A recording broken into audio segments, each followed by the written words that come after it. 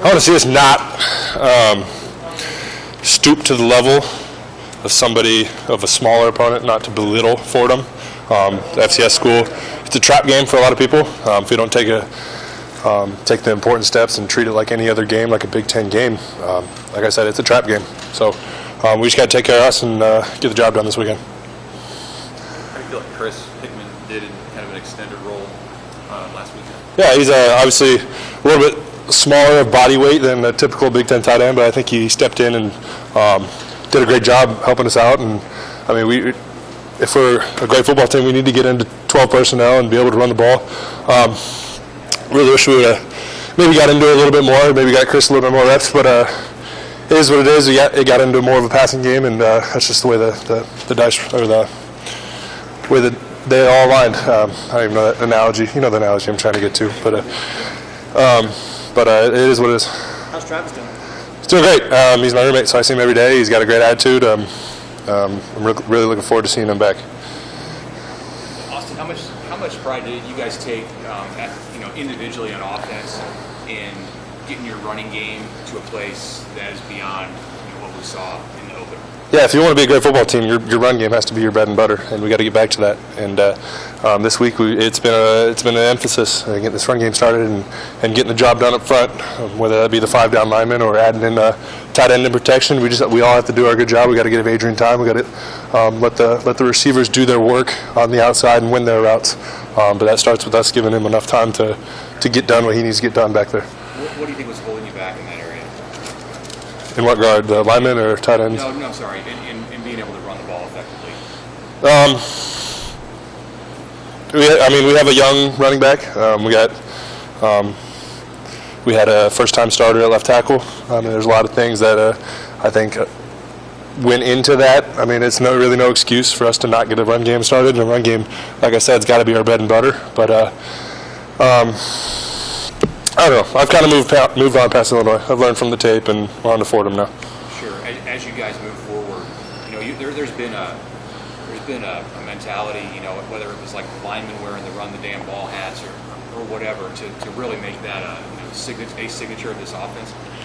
How much pride did you as a captain, as a tight end, take in that being, like you said, your bread and butter? Yeah, it's something that it's got to be an identity of a lot of football teams to be able to run smash mouth football up and down the field. We didn't necessarily get that done, and that's on all of us as an offense. And we got to be able to line up in our base stuff and just run it right down people's throats. It's got to be our identity, and I know that's what the linemen want it to be, and I know the linemen are working towards that being our identity. So hopefully we'll get that showcase this week. You've been part of your share of Husker games here at Memorial Stadium. What, in your mind, what might be unique or different about just getting back in front of fans this weekend? I think there's going to be a similar energy to Akron 4 years ago.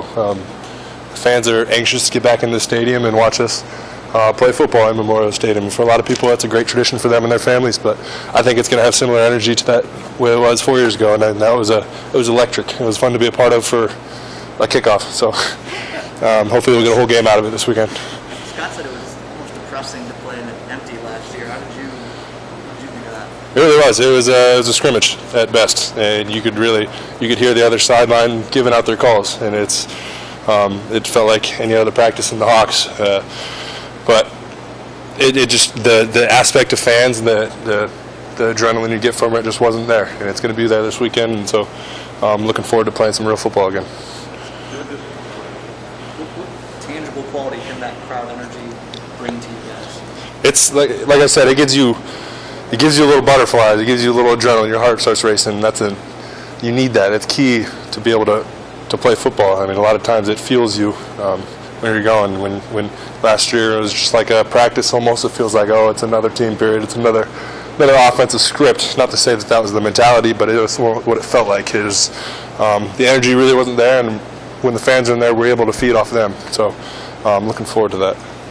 There's a lot of positivity during camp about sort of where you're at as an offense and the potential you have. So, I mean, do you reset that entirely each week, or I guess how do you come out of a game where you don't play as well as you want to and carry some momentum that you built through August forward in the season? Yeah, that was kind of my thing I mentioned before season even started that I wasn't going to set goals for myself that we were going to win a Big Ten West. We're going to go 6-6. What I told myself is I'm going to take it each by week, and each week's going to be a championship. And they got the best of us last week, and that's that game. I moved on, and now it's Fordham, and that's going to be the mentality moving forward. But as far as bringing the energy from fall camp, I mean, we grinded together as a team through that fall camp, and we didn't forget what it was like on those hot mid-August days. And that's just going to fuel us to be a great team and get things done.